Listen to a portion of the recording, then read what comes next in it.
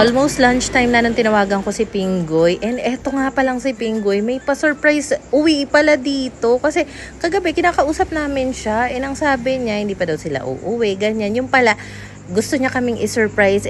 Ayoko pa naman ng surprise visit. Lalo na kapag merong ibang kasama, mga bisita. Dahil ayoko maabutan nila na kagulo, makalat sa bahay. So, pagkasabi niya na uuwi na nga sila, kasama niya din yung kuya niya, yung parents niya, yung ilang pamangkin. So ayan, dali-dali kami nagligpit dito ni Kowa. Nakakatawa nga tong si Kowa kasi pagkasabi ko na I think we have to clean up, tapos talagang tulong siya. Yung mga gamit nila ng ate niya, pinaglalagay niya doon sa purple na eco bag. Tapos siya pa yung, "Mommy, come on, let's clean up." Ganun siya ng ganun. Itong paglilinis talaga ng sala, ang goal kong gawin ngayong araw. Pero dahil nga, paalis na nga sila, so nagmamadali na rin ako dahil syempre may sasakyan sila. So ibig sabihin mas madali yung biyahe nila papunta nga dito. Kaya sobrang nagmamadali ako ng linis dyan. Gumamit na rin ako ng vacuum para mas mabilis nga ako makapagtanggal ng mga alikabok sa sahig.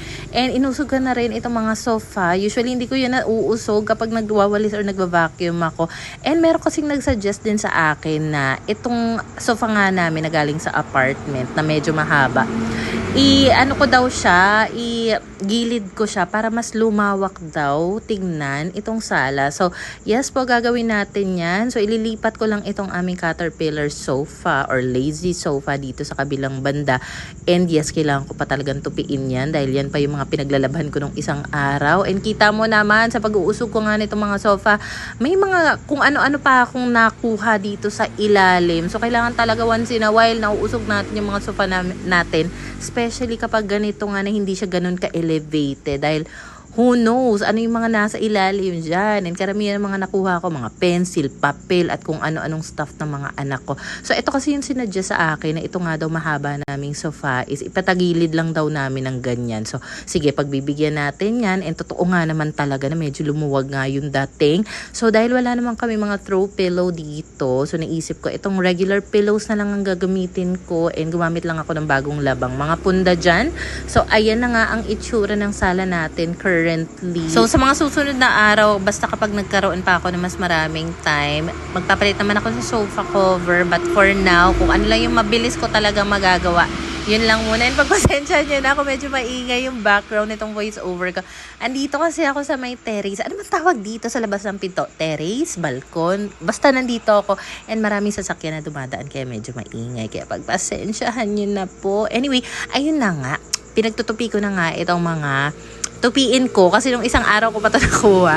Hindi ko pa talaga natupi. O, diba? Sa totoo lang, yung mga last minute na may pupuntang bisita, talagang marami ka talaga magagawa dyan. Kahit sabi mong 20-30 minutes, ikaw rin talaga ma-amaze ka na, ay, ang dami ka palang pwedeng magawa kasi nga gawa ng adrenaline rush na yung mga tipong kaya mo naman silang gawin, pero kasi pag marami kang time, pwedeng, next time na lang or bukas na lang. So, dito nga ako sa likod na punta ngayon para makapag-ayos-ayos naman. Si Papa nga pala, pagkagising ko, nakita ko na siya sa likod, naglinis-linis na siya. Di ba nga, ang daming nalaglag na mga mangga. So, pinagtatanggal niya na yan.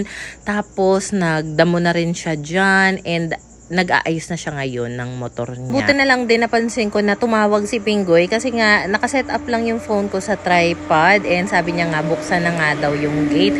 So eto nga, tinabi ko na muna yung mga pinapaarawan kong solar light dahil nandito na nga siya. So si Kuya Hari nga pala yung maghahatid sa kanila dito. So bale dito na muna mag-i-stay yung parents ni Pinggoy. And next week, I think, kailangan pa nilang bumalik ulit dahil may follow-up check-up ang mommy niya para sa ongoing or ano ba tawag dito? Yes, operation na ongoing pa kasi siya kasi may batch to. Basta yarn. So, yung mga nakasakay dito, bumaba na muna ng sasakyan and sabi nga namin, mas better na i-park na lang yung sasakyan doon sa may bubong area para hindi malaglagan ng mangga. Kasi medyo, mabigat din talaga yung mga mangga na bigla na lang nalalaglag. Minsan nga kahit ang sarap na ng tulog talaga namin, tapos naririnig talaga namin may bigla na lumalagotok doon sa bubong sa may likod nga, gawa ng may nalalaglag bigla na mangga doon.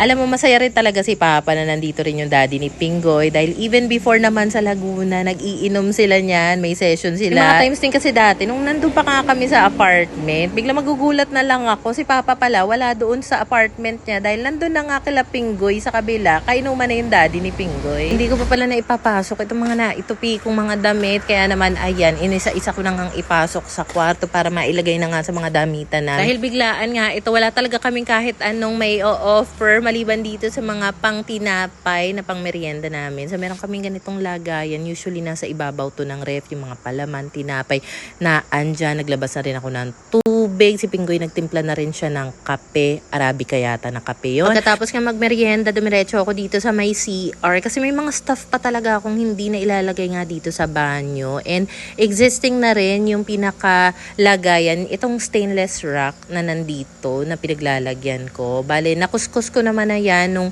last week pa. Tapos ngayon ko lang napaglalagyan ng mga gamit dito. So, ang mga pinaglalagay ko lang dyan is mga cleaning stuff. Tsaka yung mga basic na usually na sa banyo talaga namin inilalagay even before. Nagdikit-dikit na rin pala ako ng mga adhesive hooks kasi umorder ako noon online.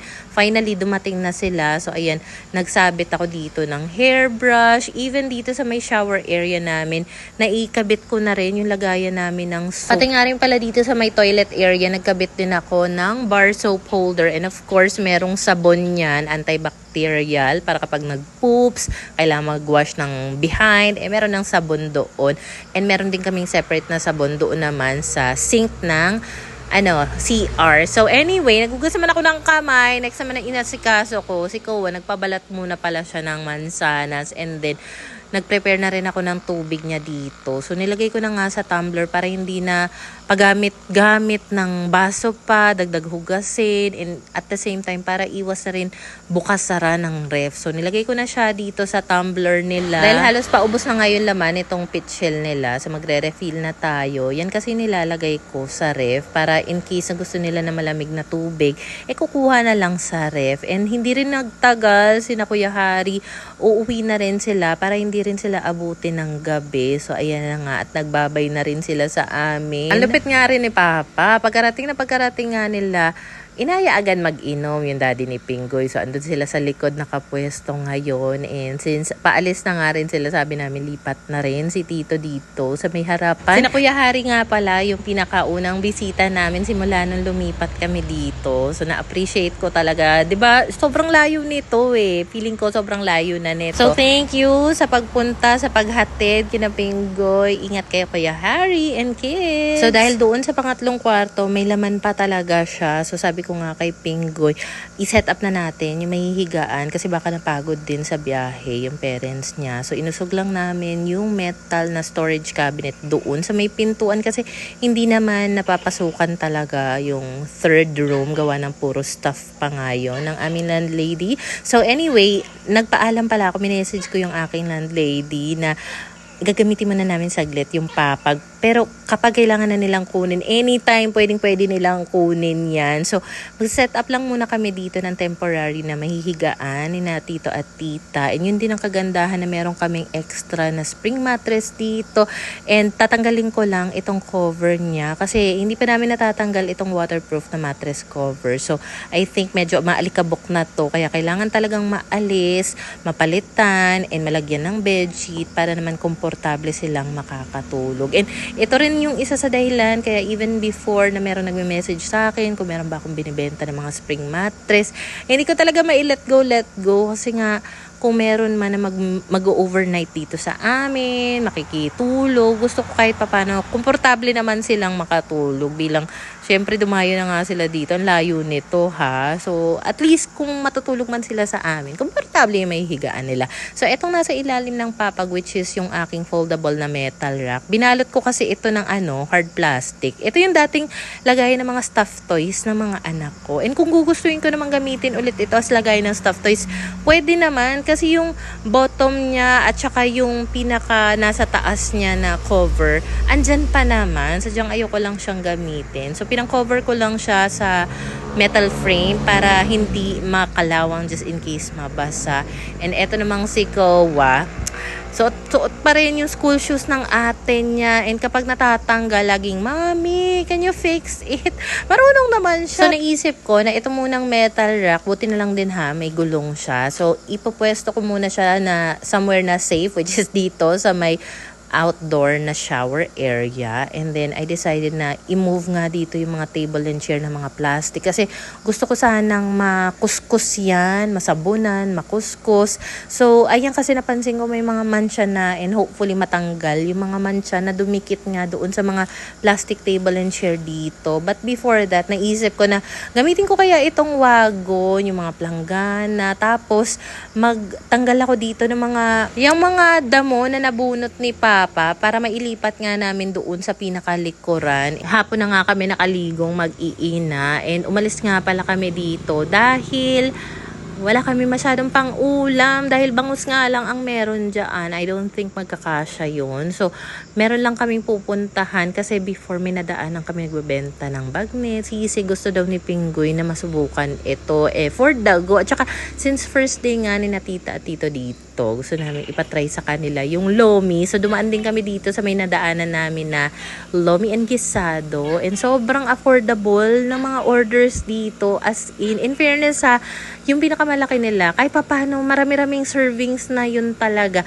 So, ayan, inaantay lang namin dito kasi made to order yung kanilang lomi dito. Tapos, ayan, meron pa nga baby froggy croak dito. Alam mo, napansin ko, kasi inabot kami ng gabi, ng delay, medyo nahirapan kaming makahanap ng masasakyan pa uwi. Yun lang din talaga siguro, I think, yung isa sa kailangan naming gawa ng paraan. Yung kahit pa paano may service kami. Alam mo, ang iniisip ko nga, gusto rin ni Pinggoy, kahit owner man lang. Kasi tumitingin-tingin kami online ng mga second hand, mga owner. I think pwede na sa amin yun. And I think yun ang pinaka-achievable na pwede naming mabili. So anyway, sa mga may owner dyan, let me know kung kamusta naman. Worth it ba? Bagnet, sisig, lomi, yun nga pala yung pinanghapunan namin. And pagkatapos namin magsikain, inasikaso ko na rin yung paghuhugas ng mga pinagkainan namin dito. Kakaunti lang naman to, kaya caring-carry na natin yan. So yun nga pala, kahapon, bago ako natulog, nagbara kasi itong lababo namin. Hindi ko alam kung paano siya ayusin. Sobrang supportive talaga ng landlady ko. Talagang tumawag pa siya kung ano yung possible fix na pwede namin gawin. Kasi iniisip ko talaga, tumawag na kami ng tubero. Pero alam mo, pagising ko, okay na ulit siya. Siguro ginawa ni Papa ng paraan. Thanks, Panay Foy. Pagkatapos ko nga pala maghugas ng mga pinagkainan namin, lumabas na rin ako dito. And gandang-ganda talaga ako dito sa solar string light. As in, tumatagal ng, sa ngayon yun na-observe ko ha. Kasi di ba nilipat ko nga yung solar panel sa bubong. 6 hours or 7 hours, nakaandar pa rin, nakasindi pa rin yung solar light. So, obserbahan ko pa siya sa mga susunod na araw. And, pinagbubuksan ko na yung mga hindi automatic na solar light sa may likuran namin. Kumuha na rin ako nitong rubber mat kasi tinago ko to for a while dahil nga, parang nahaselan ako sa kanya nitong mga nakaraan. So, since meron kami mga senior dito, nakakatakot, baka madulas sila. Kaya naman, nilabas ko nga ulit ito para mailagay dito sa banyo namin. So, ay lang muna ang chika for today.